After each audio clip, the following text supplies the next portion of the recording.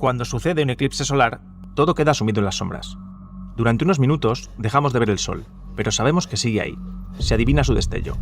Y tan solo tenemos que esperar unos instantes para que vuelva a brillar. Fue el astrónomo Johannes Kepler quien, en el siglo XVII, supo explicar este fenómeno del cielo. Pero hasta entonces, los eclipses atemorizaron a diferentes culturas en la antigüedad. Nuestros antepasados creían ver en ellos terribles presagios e incluso se aterrorizaban al pensar que nunca más volvería a hacerse la luz.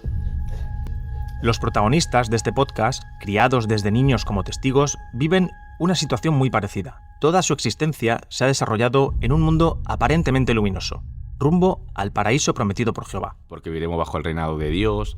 Entonces, claro, a mí todas esas cosas me gustaban. Y desear vivir en esa tierra donde no hubiera maldad, porque todo el mundo, claro, de pequeño piensas que todo el mundo es muy malo y que solamente los buenos son los testigos de Jehová. Pero los errores cometidos, los primeros comités y las dudas han oscurecido ese camino.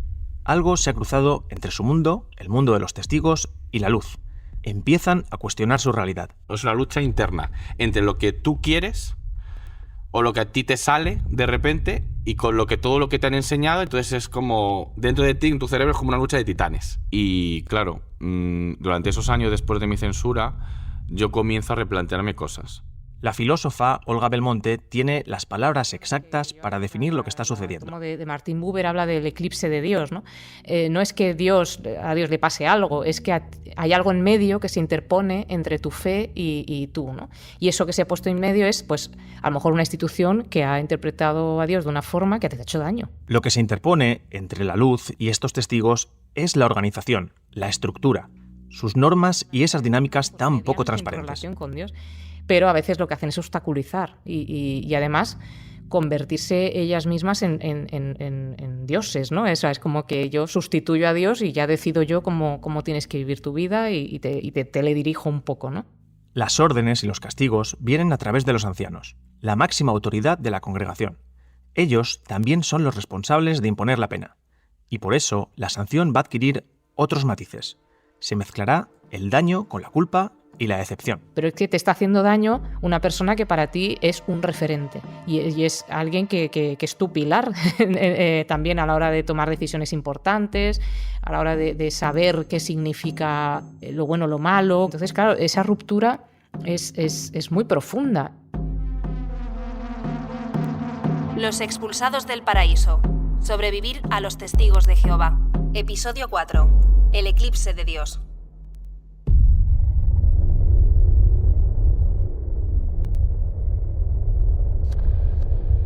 Permanecer quieto es una de las primeras reacciones que uno tiene cuando se queda a oscuras. No sabemos a qué distancia están las cosas. Tenemos miedo de tropezar y caer. En el episodio anterior dejamos a Patricia, a Joshua y a Judith tratando de recomponerse después del mazazo sufrido en sus primeros comités judiciales. Dudaban qué hacer a continuación. Joshua y Judith no habían sido expulsados de los testigos de Jehová, pero su situación era muy delicada. Patricia tendrá que reconstruirse desde fuera. Ahora enfrentan una nueva etapa, y se abren muchos interrogantes. Quieren demostrar que siguen siendo dignos de Jehová, pero todavía no está claro cómo deben hacerlo, o si tan siquiera pueden. Primero, situémonos en el mapa emocional, en el eclipse particular de cada personaje. Empecemos por Judith. Nadie me preguntó qué me estaba pasando a mí. Entonces tú te callas, porque si hablas, nadie te va a creer, porque tampoco lo sabía explicar. Judith vive un momento complicado. Recordemos que durante años sufrió abusos sexuales por parte de su jefe, también testigo de Jehová, y el dueño del herbolario donde ambos trabajaban. Judith fue interrogada por los ancianos, y él fue sometido a un comité judicial, pero no resultó expulsado. El único castigo fue la censura y su consiguiente pérdida de privilegios. La suerte, si se puede decir así, es que aquel hombre decidió poner tierra de por medio y marcharse con su familia a otra ciudad. Esa mudanza le dio a Judith la oportunidad de comprarle el negocio. Pues a mi socia actual le dije, venga, vamos a intentar comprarlo, a ver si es posible. Embarqué a mis padres. Ella embarcó toda su casa.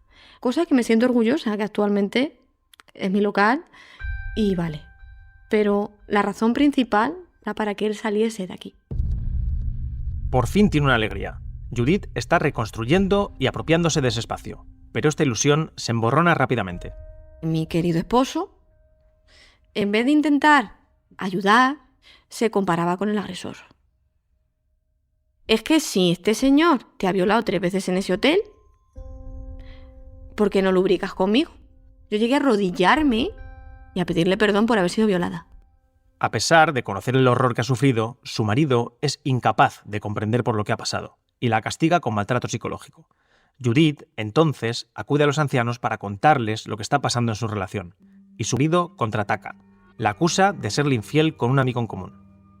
Dentro de los testigos, una simple amistad con una persona del sexo opuesto levanta sospechas. Para ellos, el adulterio es una falta imperdonable. Ya lo veían como un pecado craso, como un peligro, porque íbamos a cometer adulterio, yo adulterio y él fornicación porque ya era viudo. En este punto de la historia de Judith entra en juego una táctica a la que recurren los testigos de Jehová para sembrar estas denuncias y para prolongar el eclipse. Son los chivatazos. La palabra puede sonar infantil, la clásica trifulca de hermanos que se resuelve cuando acuden a los padres para que medien, y algo así ocurre dentro de los testigos. Pero las implicaciones son mayores. Enrique, secretario de la Asociación de Víctimas, explica cómo funciona. Imaginemos que un testigo de Jehová ve a otro fumando dentro de un bar, ¿no? Lo correcto es ir a esa persona y decirle, fulano, estás fumando, deberías de ir a los ancianos y comunicar tu práctica, tu vicio, tu pecado. Si esto fuera así, no hablaríamos de chivatazo, sino de advertencia, para que el pecador confiese su falta. Pero en muchas ocasiones, el vigilante pasa a ser delator. Lo habitual es saltarse la norma e ir directamente a los ancianos y decirle, mira, he visto a fulanito de tal fumando. Los testigos se convierten así en una especie de sociedad cerrada en la que sus miembros se dividen entre policías y espiados. Para evitar las denuncias por capricho, los ancianos siempre exigen que, al menos, haya 2 testigos. Es decir, que 2 personas testifiquen haber presenciado el pecado. Los ancianos van a decir automáticamente, ¿tiene otro testigo? Y entonces, si tiene otro testigo, porque ibais 2 y los 2 lo visteis fumando, sí hay directamente un comité judicial. Hacen falta 2 testigos para cualquier pecado. La ley de los 2 testigos oculares se aplica tanto para los pecados que nos pueden parecer más nimios, como fumar, jugar a la lotería o hacerse tatuajes, como para los que directamente podrían ser considerados un delito. En el juicio contra la Asociación de Víctimas, la fiscal se interesó por esta cultura del chivatazo. La pregunta es para el que fue portavoz de la congregación, Aníbal Matos. Pero en los casos de abusos, de que una persona denuncie un abuso sexual y esta persona sea mayor de edad, ¿basta con su denuncia para que se ponga en marcha el comité judicial o necesitan algún otro tipo de prueba? Por lo general en esos casos se espera que haya 2 testigos, pero mire, puede darse una situación en la que sea imposible que haya un segundo testigo. Aún así, los ancianos de la congregación se interesarían en saber qué ocurrió y cómo, y estarían al tanto para tomar las medidas que correspondan en una situación como esa. Judith ha sufrido en sus carnes ambas situaciones. La primera vez fue cuando reveló los abusos sexuales que, como es lógico, ocurrieron a puerta cerrada, cuando su agresor y ella estaban a solas. Y que claro, como la ley de los 2 testigos, como no hay nadie que lo vea, es que si alguien lo ve no sucede, pues no pueden hacer más, es lo que me dijeron. Es que como no había testigo, digo, es que si hay testigos, es que a mí no me violan. Pero se queda ahí. En esta segunda ocasión, cuando su marido la acusa de ser infiel, Judith comprueba en primera persona cómo se pone en marcha el engranaje del chivatazo. Y comenzó una absoluta caza de brujas. Todos sus movimientos y los de su amigo son vigilados y puestos a disposición de los ancianos. O sea, pero de gángster total. De sacar carpetas. Tú te has visto tal día, tal hora, porque yo salía con él. Yo quería salir y hay veces pues que nos íbamos a tomar algo. Me sacaban carpetas, como digo, pero impresionantes. O sea, de toda información detallada, día, hora, restaurante, todo. Esta vigilancia de la moral se convierte en un acoso. Los extestigos que han pasado por ello hablan del miedo y la paranoia al sentirse observados y perseguidos. Casi como vivir en la casa de Gran Hermano sin haberlo consentido. Yo ya vivo solo y hago lo que me da la gana, nadie me ve. Además de Judith, Abraham también sufrió esta práctica del chivatazo. Yo salía con amigos, amigas, fumaba, pero a mí nadie me había visto. Abraham llegó al mundo formando parte de los testigos, aunque nunca fue una persona excesivamente devota. Desde pequeño tuvo muy claro que era homosexual, pero tenía que guardar las apariencias porque su padre era anciano y su familia debía dar buen ejemplo. Su eclipse, por llamarlo de algún modo, le sobreviene al tener que disimular su orientación sexual. A ver, me gustaban los hombres, yo quería tener relaciones con los hombres, pero claro, no puedes. Te tenías que poner tu corbata, tenías que poner tu traje, pero después a lo mejor en 3 semanas te ponías el vaquero y te ibas a lo Freddie Mercury buscando hombres, yo qué sé. Reconoce que a veces soñó con una vida más fácil. A veces me decía, que es que para estar así prefería estar muerto. Después, en su juventud, se las ingenió para tener algo así como una doble vida. Ante sus padres cumplía las exigencias de los testigos, pero fuera de la congregación disfrutaba de amigos y novios. Todo funcionaba, hasta que un testigo le cazó fumando. Y lo que es peor, con otro hombre. Claro, a aquel le faltó poco tiempo para contárselo a su hermano. Su hermano se lo contó a otro y entonces se enteró todo el salón. Entonces, claro, vinieron a por mí. La rumorología hizo el resto y el chivatazo sobre Abraham pasó de boca a oreja, hasta llegar a los ancianos, que le hicieron un comité judicial por ser gay. Venga, sigue, Jehová seguro que te perdona y si le pides ayuda a Jehová, él te ayuda. Y como te enseñan en la Biblia, que decía algo así como, eso era lo que ustedes eran, pero ya no lo son. Como que puedes cambiar, como que puedes dejar de ser gay y volver a... No sé cómo se hace eso, ¿eh? Abraham decidió pedir perdón y fingir un arrepentimiento que no sentía. Consiguió evitar su expulsión, pero aquello tampoco le hacía feliz. Tenía muy claro que a mí no me gustaban las mujeres, que yo quería estar con un hombre y que ahí dentro no podía estar. ¿Qué hago? Llegados a este punto, en los testigos hay quienes, como Abraham, no tienen claro que este sea su camino. Las normas les están ahogando, coartando su identidad. ¿Y si no son ellos los que están equivocados? ¿Y si las sombras de ese eclipse esconden algo turbio? Muchas cosas que empiezan a no cuadrarte y tú ves que la Biblia no dice esas cosas, sino que ellos la interpretan de esa manera, entonces poco a poco te vas dando cuenta y eso te va haciendo irte despertando. Joshua tiene clara la palabra que define este momento: despertar. Están a punto de abrir los ojos y descubrir la realidad que durante muchos años no han querido o no han sabido ver. Que la congregación a la que han confiado su vida no les está contando toda la verdad, y que incluso les ha arrebatado experiencias vitales que merecían haber conocido. En mi caso al menos fue de manera muy lenta y progresiva, porque claro, al final yo nací con unas creencias, me inculcaron con esas creencias y mi vida era eso, y yo creía que no había otra verdad ni otra historia. 2 años después de su primer comité por haberse acostado con un hombre, Joshua está casado, pero con una mujer. Su esposa es una amiga a la que Joshua contó su secreto. Ella le convenció de que su homosexualidad podía ser algo temporal. Ella me decía que esto era algo pasajero. Es decir, que bueno, que en la adolescencia la gente se puede confundir, que te puedes liar, que es algo normal, que no me preocupe, etc. Y como yo no había hablado con nadie más, yo no había recibido atención psicológica, yo no se lo había contado a mi familia, pues yo me creí ese argumento suyo. Ha preferido una supuesta normalidad, pero fingir ser alguien que no eres resulta doloroso. Y a Joshua se le hace cuesta arriba mantener esa fachada. A las dudas sobre su identidad sexual le sobrevienen las preguntas sobre la fe. Y tan solo eso, dudar, ya supone retar a la organización. Tú no puedes buscar información de fuera, tú no puedes comparar cosas, porque todo lo demás es algo apóstata, es algo que te va a hacer daño, que te va a hacer dudar, que te va a afectar a tu espiritualidad. Entonces al final lo que yo empiezo a hacer es todo lo contrario de lo que ellos me están diciendo. Empiezo a buscar, a leer, a comparar.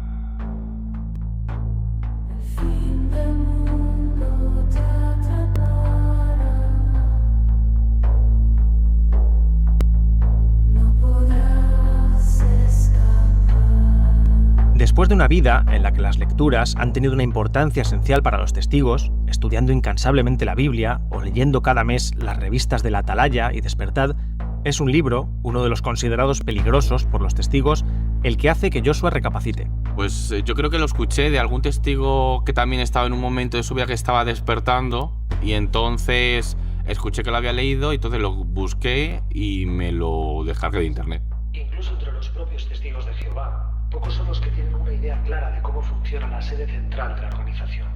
ignoran cómo se toman las decisiones. El libro del que habla es afectan a las Crisis de enseñanzas conciencia, dominales. escrito por Raymond Franz. Todo ello se lleva en secreto, ya que las reuniones del cuerpo gobernante se efectúan a puerta cerrada. Además, a los testigos en su conjunto no se les da información específica sobre los ingresos de la sociedad, gastos, patrimonio o inversiones.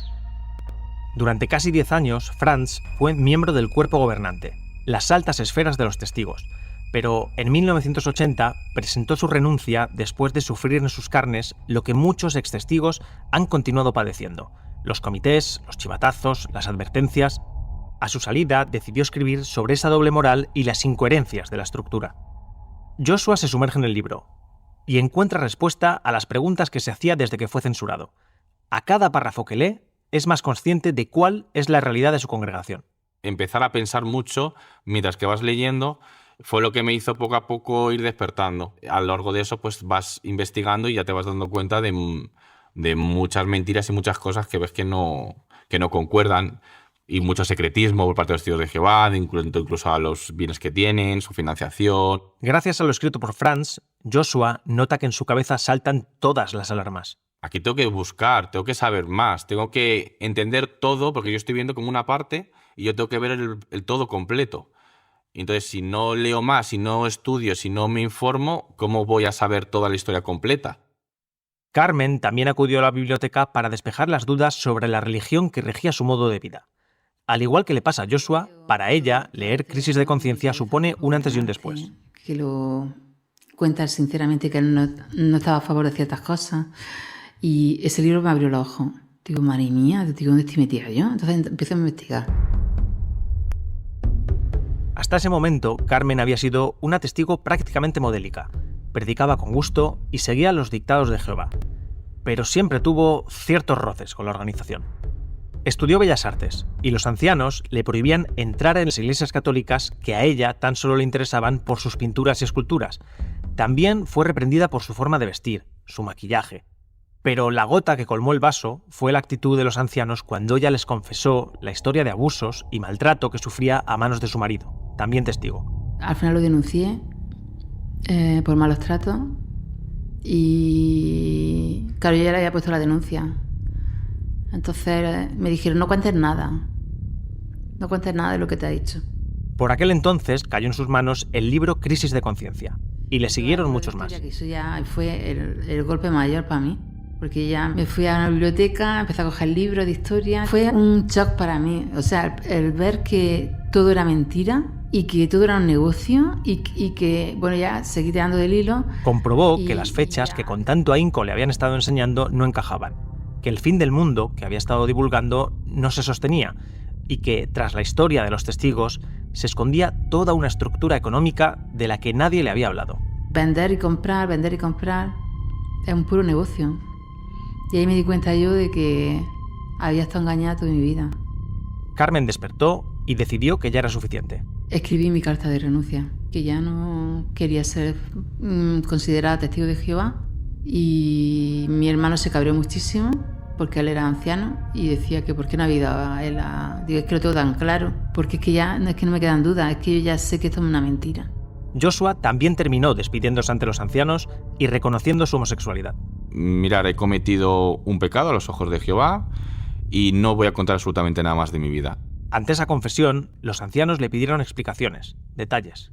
Ellos intentaron indagar, preguntarme, saber qué es lo que yo había hecho. Me negué en rotundo, dije que no iba a contestar más, que he venido para contar esto y que nada más. Entonces, claro, esa su decisión fue expulsarme. Hay muchas maneras de conseguir algo de luz cuando estamos rodeados de una oscuridad metafórica. Algunas de esas ayudas y sus consiguientes despertares llegan desde el exterior, por ejemplo, con libros, como el de Crisis de conciencia. Pero también hay salvavidas que están justo al lado. Para algunos extestigos, sus mayores aliados estarán dentro de la congregación, una mano amiga que termina siendo mucho más. Este fue el caso de dos mujeres, Gloria y Abigail. No se conocen de nada, no viven en la misma ciudad, pero sus historias tienen algo en común. El amor fue la chispa que les hizo despertar. Yo me casé para toda la vida, él también. Pero claro, no le conocía mucho, porque como no puedes convivir antes de casarte, o sea, sin casarte, ni puedes tener relaciones sexuales. Gloria proviene de una familia muy complicada, que se había introducido en los Testigos de Jehová cuando ella era una niña. Allí conoció al que sería su marido, un hombre que la ignoraba, le hacía cargar con todo el trabajo en casa y que no la apoyaba ni siquiera durante sus embarazos. Es un hombre que no tiene ilusiones de nada, pero mataba también las mías. Entonces estaba ahogada, estaba asfixiada. Pero claro, allí te enseñaban que te casabas una vez y no te podías separar y muchísimo menos divorciar. Y entonces, pues, así era la vida. Ya era horroroso vivir con él. No te pongas esa ropa, no te pintes así los labios, esos zapatos llaman mucho la atención. El caso de Abigail es distinto desde la cuna. Ella nació dentro de los testigos, en el seno de una familia unida. Para su sorpresa, su padre, anciano de la congregación, la animó a estudiar, pero cuando estaba a punto de acabar la carrera, ella decidió no ejercer su profesión. El motivo fue su marido, un hombre controlador y obsesivo que se radicalizó tras convertirse en anciano. No ves que va muy ajustada, no seas ridícula, no salgas hacia la calle, o sea, ya llegó un momento en que la cosa se puso fea. Insultos y amenazas eran una constante en su día a día, pero un rayo de luz se coló en su vida. Abigail conoció a otro hombre. Empezamos una relación escondida y ahí fue cuando me di cuenta de que las cosas no estaban bien con él porque me estaba enamorando de otra persona. Lo notó toda la congregación y también su marido, que empezó a controlar compulsivamente todos sus pasos. Y no descarto que me pusiera esto del GPS en el móvil o algo de eso, porque sabía luego muchas cosas. Entonces no descarto que me localizara incluso. Sí, es un control increíble de toda tu vida.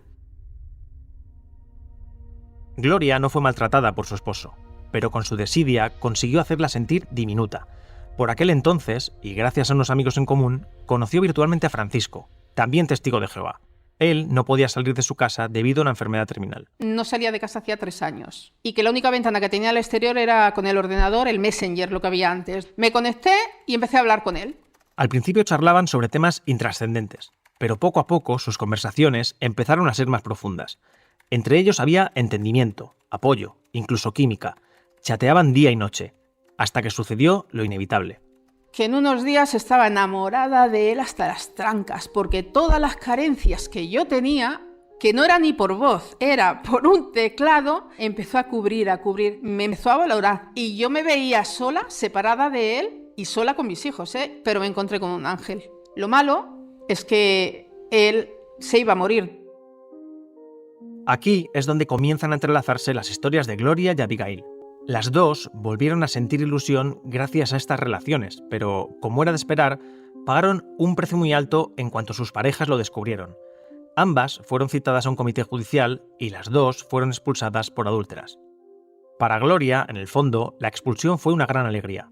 En esos momentos ya no se sentía muy apegada a la congregación, y si se trataba de elegir entre ellos y Francisco, lo tenía claro. Como no dejé, pues me expulsaron. Y yo contentísima, o sea, de un plomazo fueron las dos cosas, salir de la organización de Jehová y salir del matrimonio. En ese momento, la disonancia cognitiva que todos sufren, esa culpabilidad por dejar de hacer lo que les ordenan, desaparece. Gloria se da cuenta de ello y le pone palabras. Allí es que te dicen lo que tienes que creer, lo que no tienes que creer, de lo que te tienes que apartar, cómo tienes que actuar, cómo tienes que ser, cómo tienes que pensar, cómo tienes que hablar, todo. Después, el tiempo que pudo compartir con Francisco fue poco, pero el suficiente para cambiar su vida. Desde que tomamos contacto la primera vez por el Messenger hasta el día que falleció, fueron 20 meses y 4 días. Y a mí este hombre me enseñó a quererme. Abigail, en cambio, lo pasó muy mal. Se negó a acudir a su comité y tuvo que empezar de cero con su nueva pareja, que también fue expulsado. Porque nos fuimos sin nada. O sea, te vas a la calle sin nada. Con la maleta y el poco dinero que puedas tener. Salir por la puerta de atrás de una comunidad que creía que era su familia le hizo entender muchas cosas. Ahí ves, en ciertas cosas sí que son que como que choca. Y ahí vas despertando un poquito. En mi caso pues, me ha costado mucho.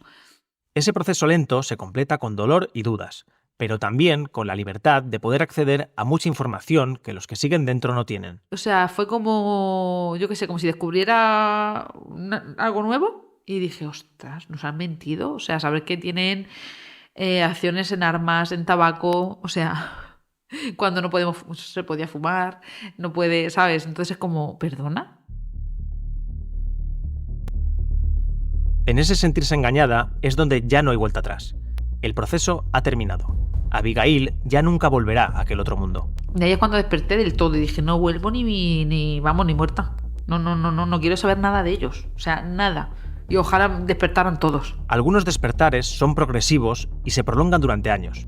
Hay otros más repentinos y rotundos, o también pueden ser dubitativos y tambaleantes.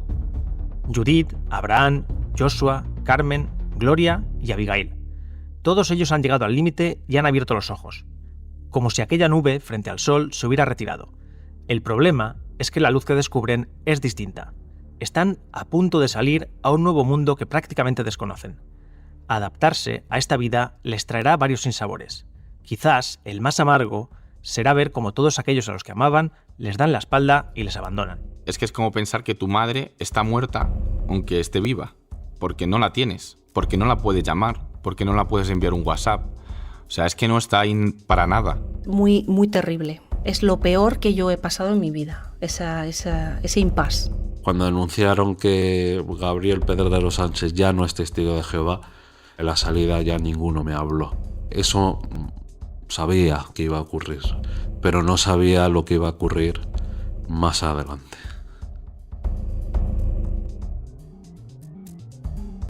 Los expulsados del paraíso, sobrevivir a los testigos de Jehová, es una investigación periodística de ABC realizada por José Ramón Navarro Pareja y narrada por Juan López Córcoles. Guión, Juan López Córcoles, Andrea Morán y María Romero. Diseño sonoro, Rodrigo Ortiz de Zárate.